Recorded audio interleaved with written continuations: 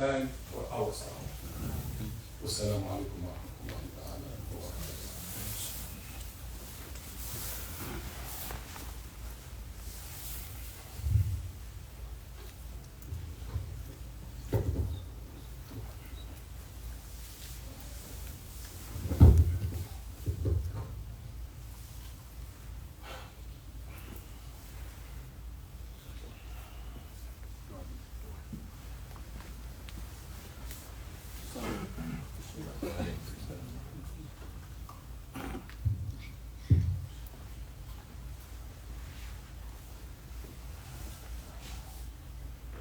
Allahu Akbar, Allahu Akbar. Allahu Akbar, Allahu Akbar. Ashhadu an la ilaha illallah. Ashhadu an la ilaha illallah. Ashhadu anna Muhammadur Rasulullah. Ashhadu anna Muhammadur Rasulullah. Hayya ala salat.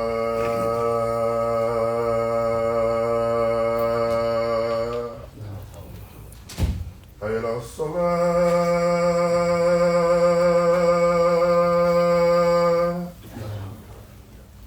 Hayya ala falah.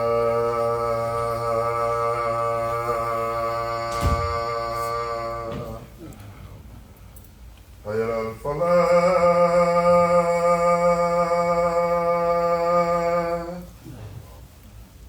Allahu Akbar, Allahu Akbar. La ilaha illallah.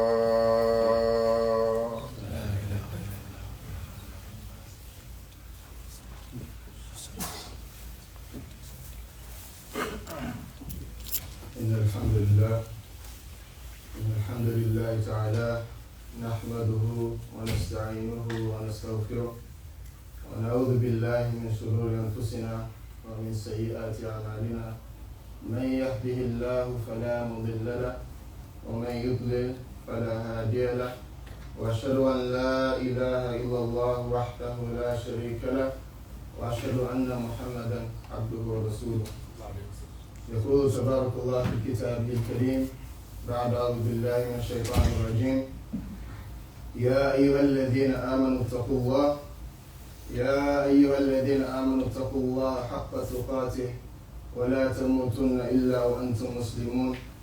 يا أيها الناس اتقوا ربكم الذي خلقكم من نفس واحدة وخلق منها زوجها وبث منهما رجالا كثيرا ونساء، واتقوا الله الذي تساءلون به والأرحام إن الله كان عليكم رقيبا.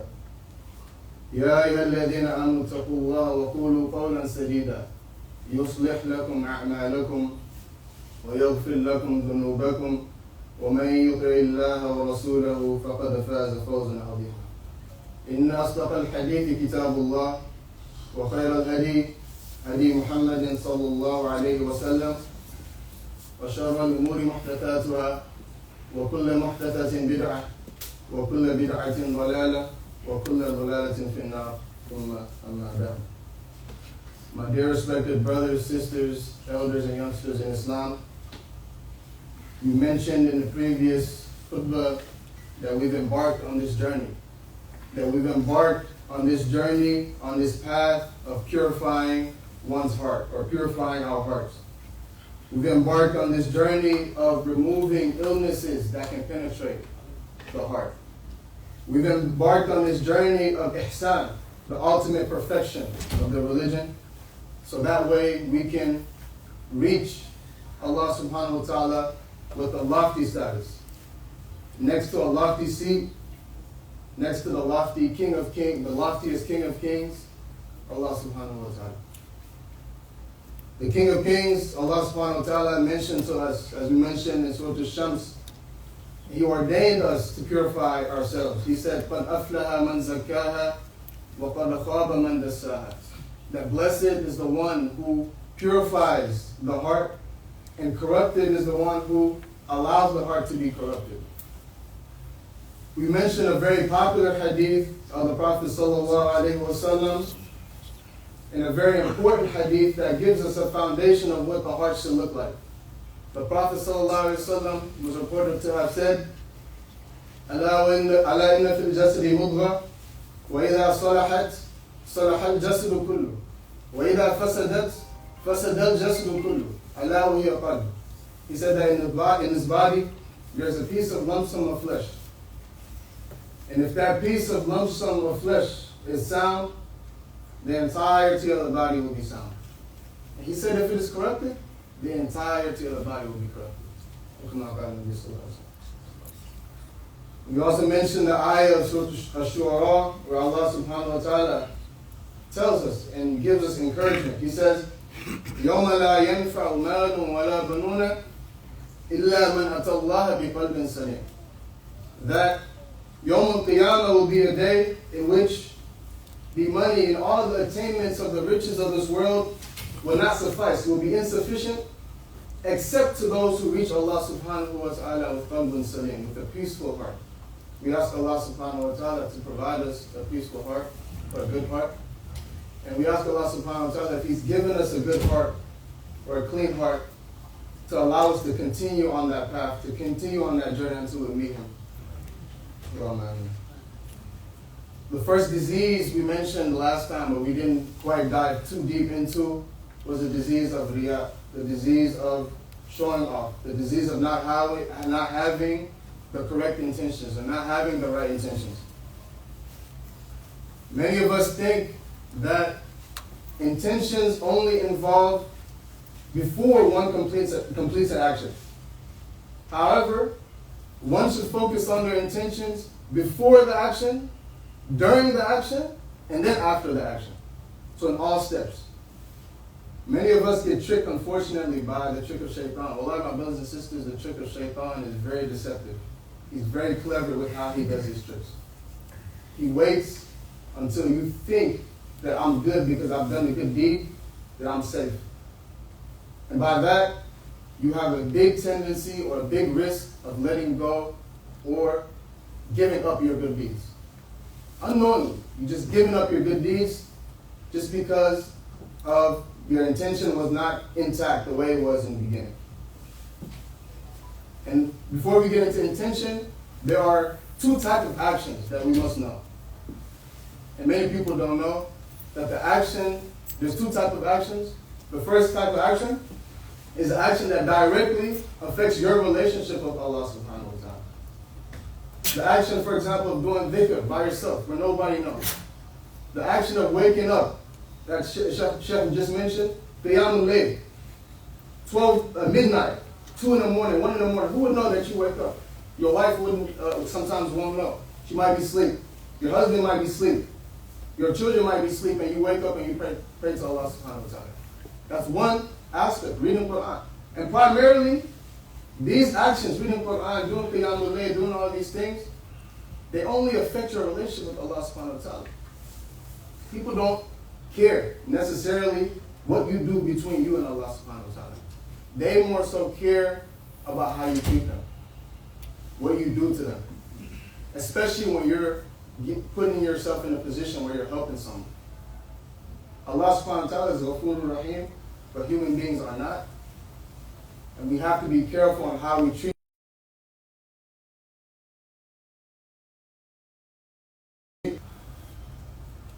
And in particular, what we want to focus on in this khutbah is sadaqah. The Prophet said, there's so many different ways of giving sadaqah. There's not one way in Islam where it says, okay, this is X, Y, and Z, this is sadaqah, this is charity. No. The Prophet ﷺ was reported to say in the hadith, تَبَسُّمُكَ فِي وَجْهِ أَخِيكَ صَدَقَةً. That even to smile in the face of your brother or your sister is a form of sadaqah. Just to smile. Wallahi, making coffee, my brothers and sisters, is a form of making sadaqah, is a sadaqah if you give it to somebody. Giving somebody tea when they come to your house is a form of sadaqah. vacuuming your house to please your spouse or to please your family is a form of sadaqah. When somebody drops something from the ground and you give it to them, it's a form of sadaqah. Hey brother, hey sister, you dropped this.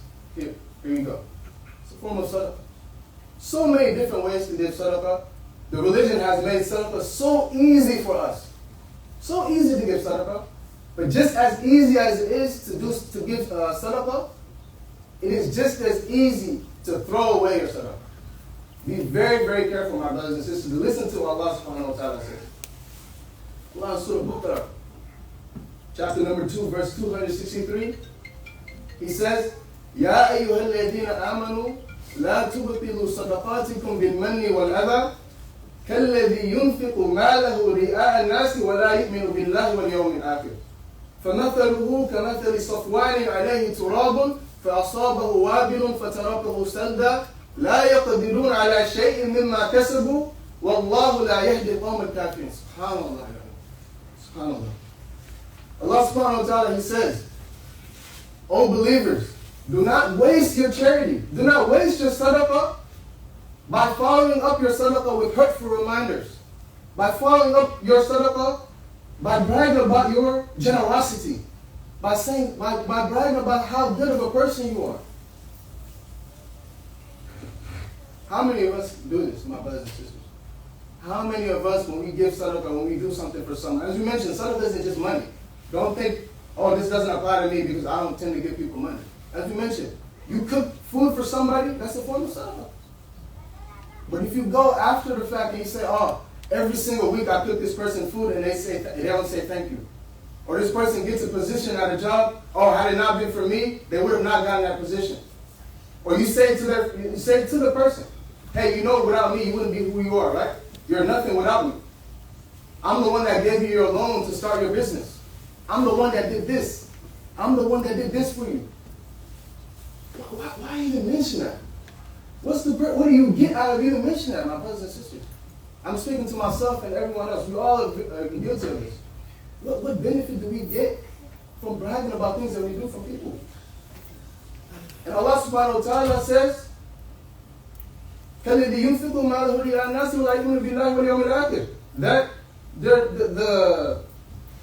their likeness is like the likeness of those who show off. And they are disbelievers.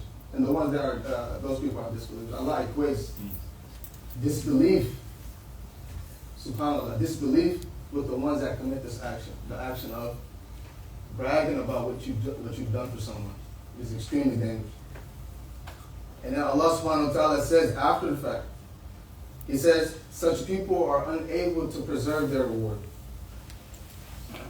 Indeed, Allah does not guide those who are disbelievers. Again, twice, Allah subhanahu wa ta'ala equates kufr with a person that brags about what they do for people. Whether it's behind their back or to their face. What do you get out of that, my brothers and sisters?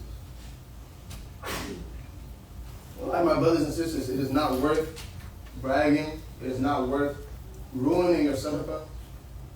Any act of service that you do for somebody, even if it's small, even if you give somebody a pencil, you get rewarded for it. But don't give up your good deeds and end up in hellfire because of this. Allah subhanahu wa ta'ala, what did He say? He's given us 2 lips and a tongue. Don't let your 2 lips and your tongue be the cause for you to enter the hellfire. You can do so much. Alhamdulillah, we have a lot of beautiful people in our community. But this is one aspect that we all notice, and if we fix this, inshallah, we will be able to fix our community. We'll be able to fix what's going on, inshallah, in the world. We ask Allah subhanahu wa ta'ala to not allow our charities to be destroyed by our 2 lips and by our tongue. We ask Allah subhanahu wa ta'ala to keep us sincere. We ask Allah subhanahu wa ta'ala to purify our hearts. We ask Allah subhanahu wa ta'ala to continue to bless us in our families. أقول قولي هذا واستغفر الله لي ولكم ولسائر المؤمنين فاستغفروه إنه هو الغفور الرحيم.